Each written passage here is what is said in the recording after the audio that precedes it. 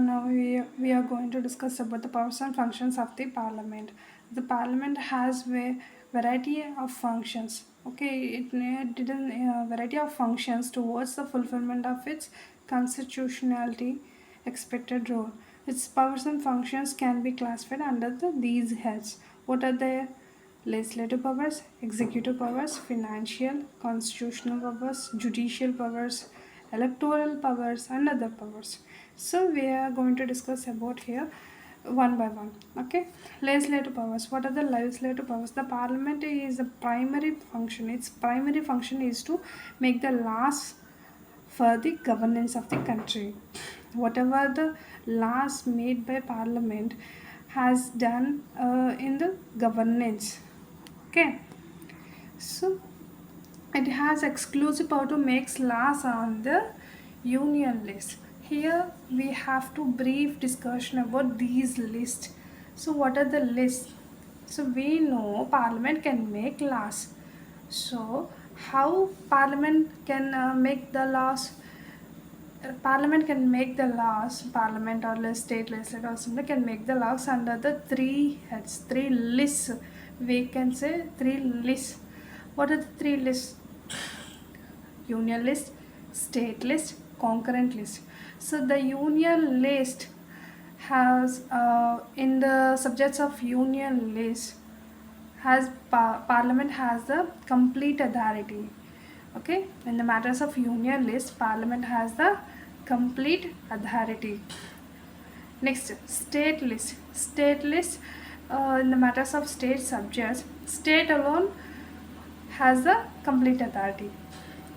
About concurrent list, both union and state has equal authority.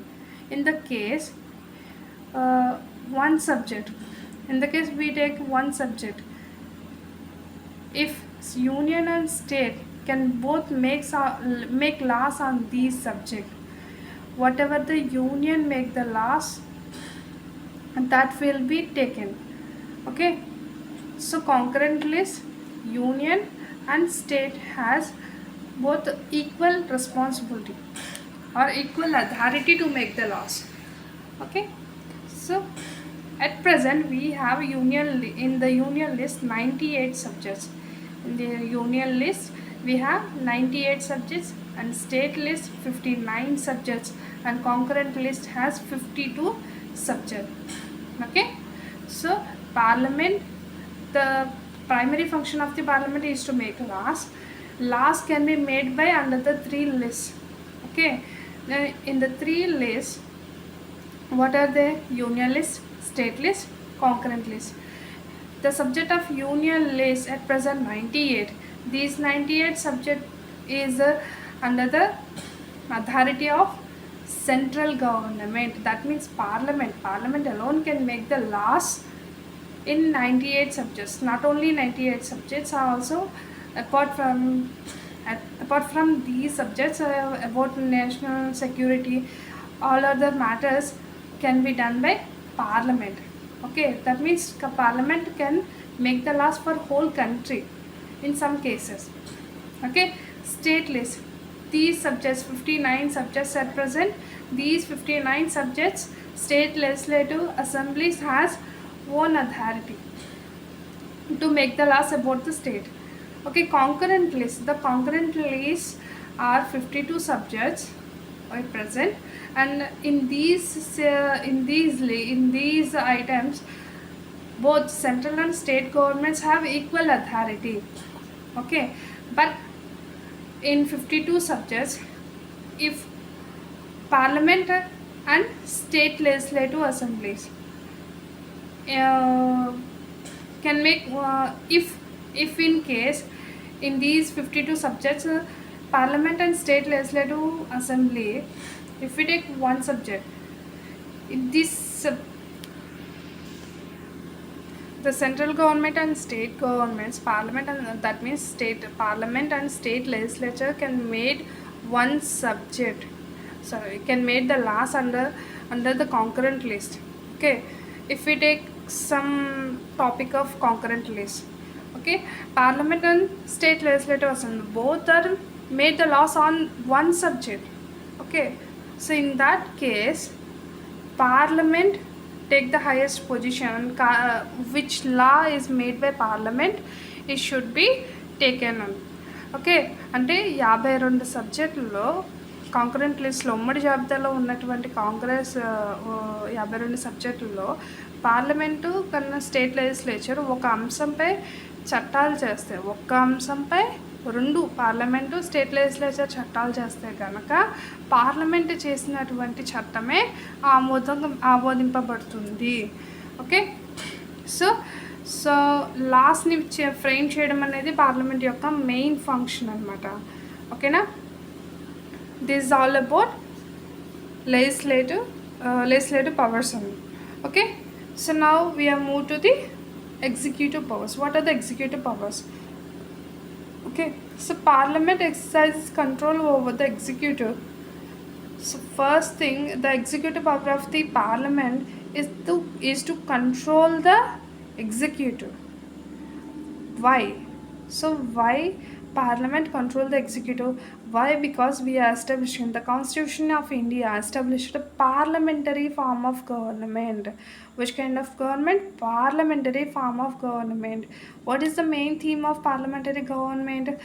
Legislature controls the executive. So main theme of parliament is legislature controls the executive. So hence our Indian constitution followed this principle. The parliament also exercises the control over the executive. So how it can, okay, how parliament can control the executive? Through some devices. What are the devices? Question hour, 0 hour, half an hour discussion, and other devices can help the control the executive. Okay, so and what is the second principle of parliamentary form of government? In this case, the ministers are collectively responsible to the parliament. The ministers, which are the ministers, in general we can say like that, PM and council of ministers are collectively responsible to the Lok Sabha, particularly Lok Sabha. Okay, next, the council of ministers can be removed. So we are already learned that the parliament can exercise the control over the executive. So in this way, the parliament can exercise this kind of power, which is that council of ministers can be removed from the office by the passing a no confidence motion. No confidence motion. Okay, in this way the parliament can remove the ministers. Next, we are going to move the financial powers. What are the financial powers? No tax can be levied or collected, and no expenditure can incurred by the executive except under the authority and with approval of the parliament.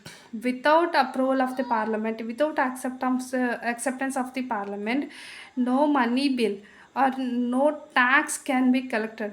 Even 1 rupee also cannot be incurred by the government without the acceptance of the parliament. Okay, so the parliament also scrutinizes government spending and financial performance with the help of financial committees. The other financial function of the parliament is to check the financial performance of the government by the financial committees. Okay, so these are the financial functions, main financial functions of the parliament. Okay, so next, constitutional powers. Let's move to the constitutional powers. What are the constitutional powers? Nothing else. Custodian of the constitution is the parliament. So in this way, parliament can exercise the controlling power, and not only that, also amending power also having by the parliament. The parliament can amend the constitution in three ways. Okay, so what are these? By simple majority, by special majority,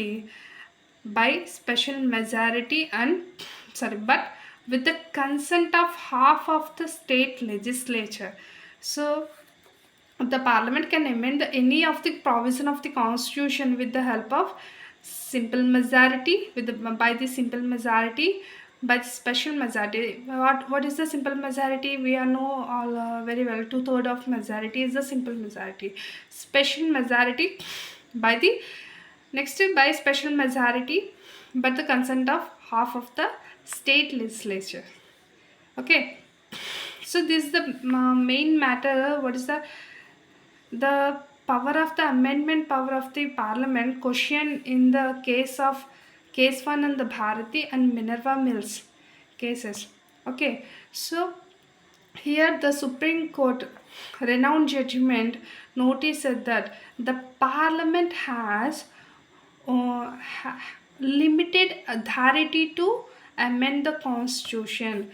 Okay, in this case the Supreme Court renowned that explained that the parliament has limited authority to amend the constitution.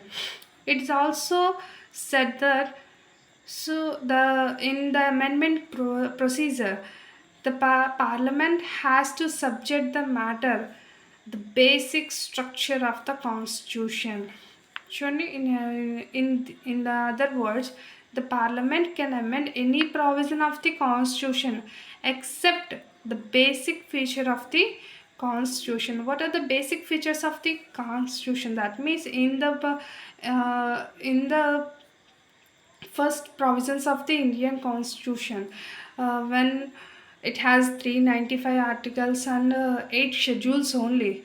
Okay, now from the foundation fathers, what are the written in the constitution, the basic structure, that basic structure should be noticed while amending the constitution. This is the main judgment of the Indian constitution or Indian constitution regarding the parliamentary amending powers. Okay, so what are the judicial powers and functions? So what are the judicial powers and functions having by the parliament? It can impeach the president for the violation of the constitution. Here impeach means ఆయన తీసేయడం, మహాభియోగ తీర్మానము అంటారు తెలుగులో. It can impeach the president for the violation of the constitution. Next, it can remove the vice president from his office. Okay, next, removal of judges, Supreme Court, High Courts, Comptroller and Auditor General, election commissioners. Okay, next, it can punish its members or outsiders, breach of its privileges and contempt. Okay, next, electoral powers. Electoral powers is nothing but the parliament participates in the elections of president, vice president, Lok Sabha. Also the Lok Sabha elects its speaker and deputy speaker. Next, while Rajya Sabha elects deputy chairman. And what about the matter of chairman? We all are knows about the Rajya Sabha elects only deputy chairman. Why? Because the vice president of India also acts as a Rajya Sabha chairman. Okay, he received the salary as a Rajya Sabha chairman, not as a vice president of India. Okay, these are the main powers and functions of the parliament. Thank you.